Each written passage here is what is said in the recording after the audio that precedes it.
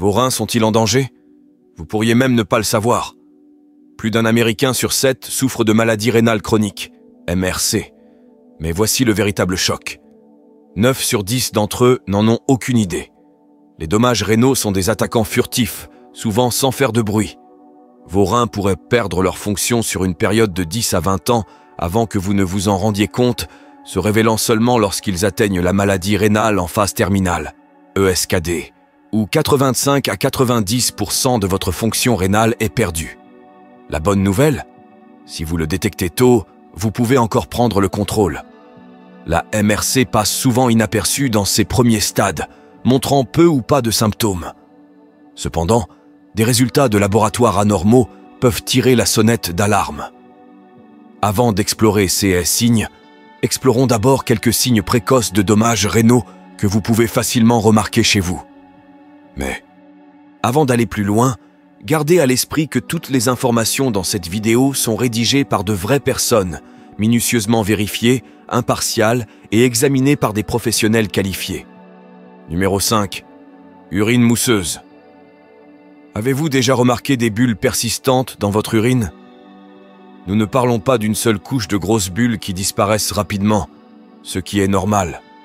Au lieu de cela, nous parlons de petites à moyennes bulles qui forment des couches et restent dans les toilettes. Cela pourrait être un signe précoce de dommages rénaux. Le terme médical pour cela est la protéinurie, qui se produit lorsque des protéines, comme l'albumine, qui sont censées rester dans votre circulation sanguine, commencent à fuir dans votre urine. Normalement, les protéines ne devraient pas passer à travers les reins, mais lorsqu'elles sont endommagées, elles le peuvent. Cette condition, appelée albuminurie, est l'un des premiers signes de maladie rénale et peut même apparaître au stade 1 de la MRC. Cependant, il est important de noter que tout le monde avec une urine mousseuse n'a pas de maladie rénale. Seulement environ un tiers des personnes qui signalent une urine mousseuse ont réellement des niveaux de protéines anormaux. Numéro 4. Nicturie. Vous arrive-t-il de vous réveiller la nuit pour aller aux toilettes? Cela pourrait être plus qu'une simple gêne. Cela pourrait être un signe de maladie rénale. Connue sous le nom de nicturie, cette miction nocturne fréquente se produit à cause de la polyurie, ou la production d'urine excessive. Avec la MRC, la capacité du corps à équilibrer le sel et l'eau devient perturbée, ce qui peut conduire à une augmentation de la production d'urine la nuit ou tout au long de la journée. Bien que la nicturie puisse être liée à d'autres facteurs comme le diabète, les problèmes de prostate ou la grossesse, elle est souvent vue comme un indicateur précoce de dysfonctionnement rénal. En fait, des études montrent qu'à mesure que la fonction rénale diminue, les épisodes de nicturie tendent à augmenter. Cette diminution est mesurée par le taux de filtration glomérulaire estimé, EGFR, un marqueur de l'efficacité avec laquelle vos reins filtrent les déchets. Une étude récente de 2023 a trouvé que les personnes avec nicturie avaient des niveaux de GFR légèrement inférieurs par rapport à ceux sans, suggérant un déclin potentiel de la santé rénale. Numéro 3. Sang dans l'urine. Voir du sang dans votre urine peut être alarmant, et à juste titre. Connu sous le nom d'hématurie, cela peut être un signal clé que quelque chose ne va pas avec vos reins. Il existe 2 types d'hématurie. L'hématurie macroscopique, où le sang est visible à l'œil nu, et l'hématurie microscopique, où il n'est détectable qu'à travers des tests de laboratoire. Les stades précoces de la MRC peuvent causer les 2 types. Si votre urine a l'apparence rouge, rose ou brune, ressemblant à du thé ou du cola, il y a une chance que ce soit une hématurie macroscopique et que du sang soit présent. L'hématurie microscopique, d'autre part, ne provoque aucun changement visible dans votre urine, la rendant plus difficile à détecter sans un test de bandelette urinaire ou une analyse microscopique. Dans une étude de 2018, les personnes avec une MRC modérée qui avaient une hématurie microscopique ont été trouvées à avoir un risque plus élevé de progression de la maladie et même de décès dans les 2 premières années. Cette étude a également montré qu'à mesure que la fonction rénale, indiquée par le GFR, diminuait, la prévalence de l'hématurie augmentait. Numéro 2. Diminution de la miction. Bien que vous puissiez vous attendre à ce que la maladie rénale réduise la production d'urine, une diminution de la miction ou oligurie n'est pas un symptôme précoce courant de la MRC. Cependant, lorsqu'une lésion rénale aiguë se produit en plus de la maladie rénale chronique, cela peut entraîner une chute soudaine de la production d'urine. Cela se produit généralement lorsqu'il y a déjà un obstacle à l'écoulement de l'urine contribuant à la MRC, puis quelque chose comme une rétention urinaire restreint davantage la miction. D'autres causes possibles peuvent inclure une déshydratation sévère, un état de choc ou toute autre chose qui réduit le flux sanguin vers les reins. Donc, bien que la MRC elle-même ne cause généralement pas d'oligurie, il est important de surveiller les situations où la production d'urine devient dangereusement faible, surtout si vous savez déjà que vous avez des problèmes rénaux. Numéro 1. Douleur au flanc. La douleur au flanc est l'un des signes les plus notables de problèmes rénaux. C'est cette douleur lancinante ou aiguë que vous ressentez sur le côté de votre abdomen, juste entre vos côtes et vos hanches. Les personnes atteintes de MRC sont plus susceptibles d'éprouver cette douleur que la population générale, souvent en raison d'une implication rénale directe ou de conditions connexes. Par exemple, la maladie rénale polykystique, un trouble génétique, se manifeste souvent par une douleur chronique au flanc. D'autres maladies rénales qui augmentent votre risque de MRC, telles que les infections rénales, l'inflammation, les tumeurs ou le rétrécissement des vaisseaux qui alimentent les reins en sang, peuvent également causer une douleur au flanc. Même en dehors des reins, des problèmes tels que les obstructions de l'écoulement urinaire, provenant de calculs rénaux ou d'autres blocages, peuvent non seulement causer une douleur au flanc, mais aussi contribuer au développement de la MRC. Si vous ressentez régulièrement une douleur au flanc, surtout en combinaison avec d'autres symptômes, il est crucial de consulter un médecin pour déterminer si la maladie rénale est la cause sous-jacente. Maintenant, si vous ressentez les symptômes que nous avons discutés, vous vous demandez probablement « Que puis-je faire pour protéger mes reins et prévenir l'aggravation de la maladie ?» Plus important encore, comment pouvez-vous savoir si vous êtes à risque? Les chances de développer une MRC augmentent significativement si vous avez de l'hypertension, du diabète, une maladie cardiovasculaire, une insuffisance cardiaque ou un antécédent de lésion rénale aiguë, AKI. Parmi ceux-ci, l'hypertension et le diabète sont les deux principales causes de MRC chez les adultes aux États-Unis. On estime qu'une personne sur 5 atteinte d'hypertension et 1 sur 3 atteintes de diabète finira par développer une MRC. Votre risque augmente également si vous vivez dans des zones où la MRC est plus courante ou si vous êtes exposé à certains facteurs environnementaux. D'autres facteurs de risque incluent des calculs rénaux récurrents, des anomalies des voies urinaires, le VIH, le lupus, la vascularite, certains médicaments, la radiothérapie ou des antécédents familiaux de maladies rénales. Le signe distinctif de la MRC est une réduction de la fonction rénale qui dure depuis au moins 3 mois, alors que vos reins perdent progressivement du tissu sain. Ce déclin se produit généralement sur plusieurs années et est catégorisé en 5 stades de MRC, basés sur votre GFR, taux de filtration glomérulaire estimé. Les complications de la MRC incluent une accumulation de fluides et de toxines dans le corps, une haute pression sanguine, des déséquilibres électrolytiques, une anémie, une maladie cardiaque et des os affaiblis en raison de faibles niveaux de calcium et de vitamine D. Ces complications provoquent souvent des symptômes tels que la fatigue, un faible appétit, un goût métallique dans la bouche, des nausées, des vomissements, une perte de poids, un gonflement autour des yeux, des jambes ou des pieds, un essoufflement et même de la confusion. Mais ces symptômes apparaissent généralement dans les stades ultérieurs de la MRC. Alors, quels tests peuvent aider à détecter la maladie rénale tôt? Dans une étude récente, les chercheurs ont découvert que lorsque des individus répondant aux critères de laboratoire pour le stade 3 de la MRC ont été diagnostiqués plus tôt, leur déclin de la fonction rénale était significativement retardé. Les tests de laboratoire pris 2 ans avant et après le diagnostic de la MRC ont clairement montré cet effet. À l'inverse, un diagnostic retardé ou la capture de la MRC dans ces stades ultérieurs conduisait souvent à un risque plus élevé de complications, soulignant l'importance de la détection et de la gestion précoce. Le dépistage est essentiel pour attraper la maladie rénale avant l'apparition des symptômes, surtout si vous avez des facteurs de risque tels que l'hypertension, le diabète ou une maladie cardiaque. Si vous êtes à risque, assurez-vous de passer des tests sanguins et urinaires au moins 1 fois par an. Si vous avez un diabète de type 1, Le dépistage de la MRC devrait commencer 5 ans après votre diagnostic, tandis que pour un diabète de type 2, le dépistage devrait commencer immédiatement après le diagnostic. Parlons de 2 tests cruciaux qui peuvent aider. 1.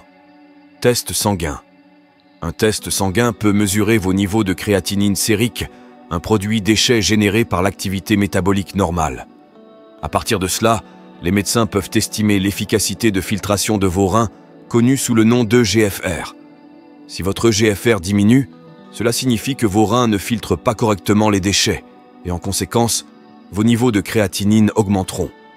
Alors qu'un autre test, l'azote uréique sanguin, BUN, mesure également la capacité de vos reins à filtrer les déchets, la créatinine sérique est un indicateur plus fiable car elle est moins influencée par d'autres facteurs comme les changements alimentaires ou des conditions de santé non liées. Par exemple, la malnutrition et la famine peuvent abaisser les niveaux de BUN, tandis que la déshydratation et une consommation élevée de protéines tendent à les augmenter. D'autres conditions comme la fièvre, les brûlures, l'insuffisance cardiaque ou les saignements du tractus gastro-intestinal peuvent également augmenter les niveaux de BUN. Mais votre créatinine sérique reste inchangée dans CSK, la rendant un reflet plus précis de la fonction rénale. Numéro 2. Test urinaire. Les tests urinaires sont une autre méthode cruciale pour détecter la MRC, spécifiquement en vérifiant la présence de protéines comme l'albumine. Normalement, l'albumine reste dans le sang, mais lorsque les reins sont endommagés, elle peut fuir dans l'urine. Une mesure courante est le rapport albumine-créatinine urinaire, UACR, qui aide à estimer la quantité de protéines perdues dans l'urine. Les indicateurs de dommages rénaux incluent la présence de protéines ou de sang dans l'urine, des résultats anormaux dans un examen microscopique de l'urine, des signes pertinents de MRC sur l'imagerie rénale ou la biopsie, des déséquilibres électrolytiques ou des antécédents de transplantation rénale. Si vous êtes curieux des études qui soutiennent ces résultats, nous avons fourni des liens dans la description pour que vous puissiez explorer. Quelles options de traitement sont disponibles pour la maladie rénale?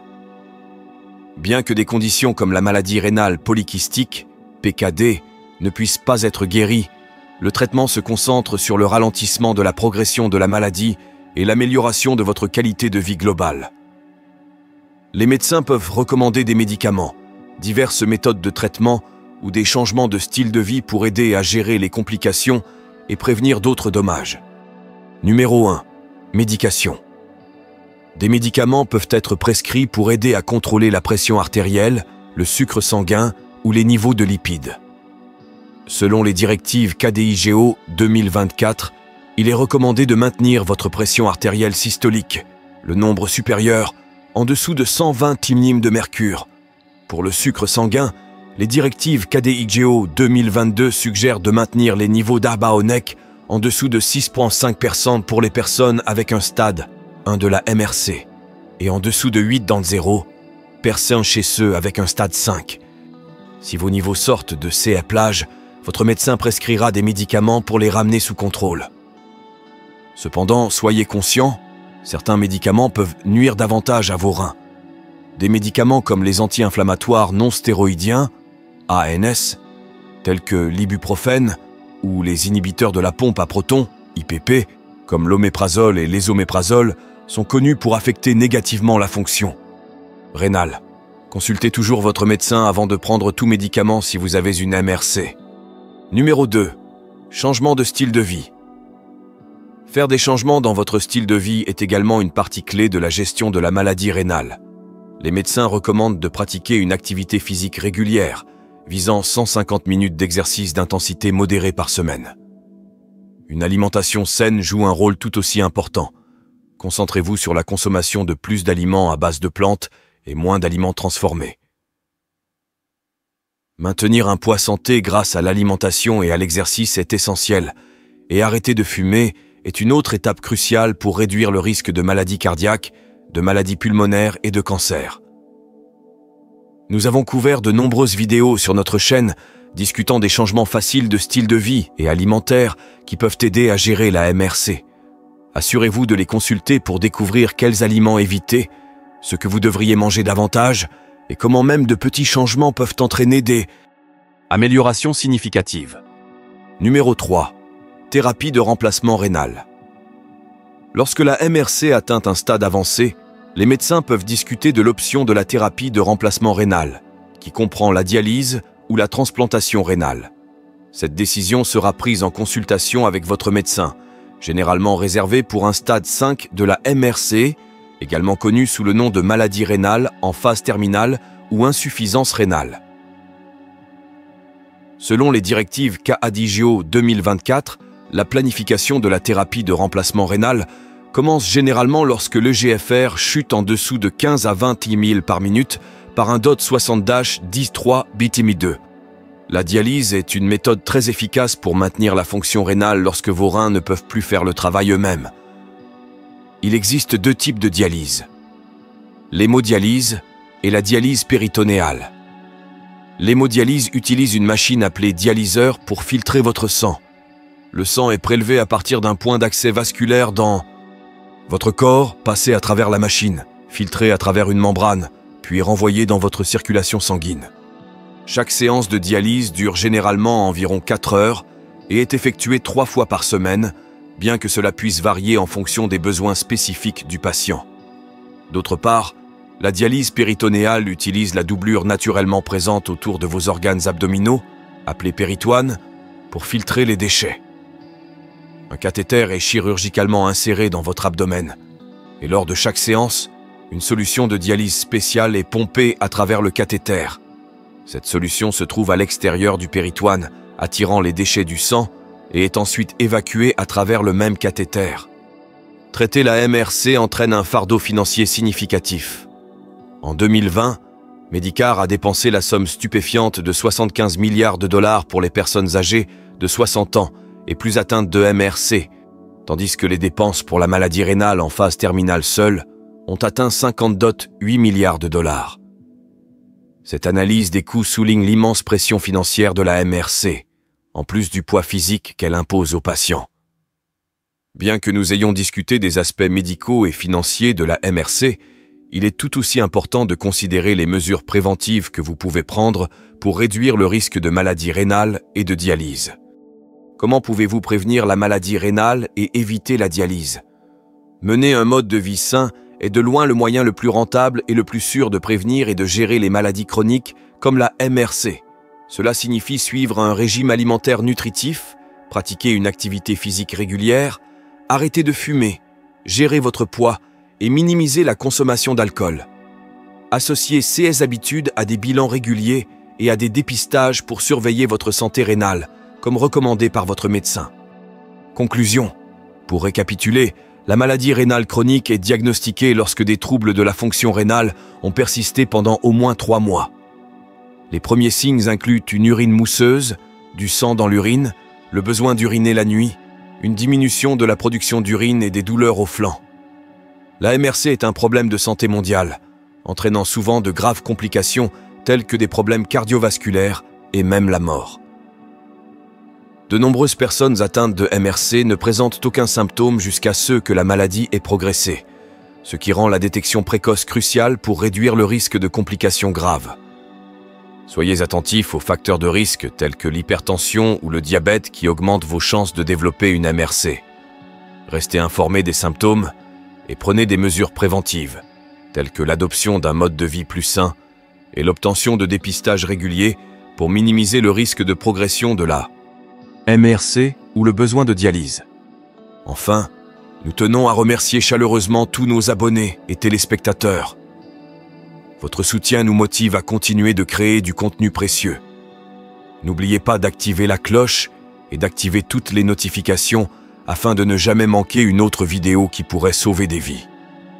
Si vous avez l'impression que vos reins pourraient bénéficier d'un peu plus d'amour en raison de choix de vie ou alimentaires médiocres, consultez la vidéo à l'écran maintenant. Nous partagerons les 5 meilleurs fruits qui peuvent aider à nettoyer vos reins et vous donnerons quelques conseils pour obtenir les meilleurs résultats. Restez informés, restez en bonne santé et nous vous verrons dans la prochaine vidéo.